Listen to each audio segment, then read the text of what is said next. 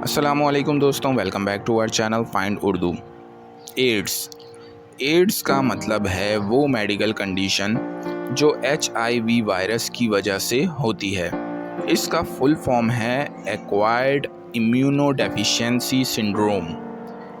Ads में इंसान का इम्यून सिस्टम बहुत कमज़ोर हो जाता है और वो आसानी से डिज़ीज़ का शिकार बन जाता है। ये बहुत सीरियस बीमारी है और अभी तक इसका कोई इलाज नहीं मिला, मगर दवाओं के ज़रिए इसे मैनेज किया जा सकता है। एड्स एक डेंजरस बीमारी है जो इंसान के इम्यून सिस्टम को कमज़ोर कर देती है। AIDS weakens the body's immune system, making it harder to fight infection.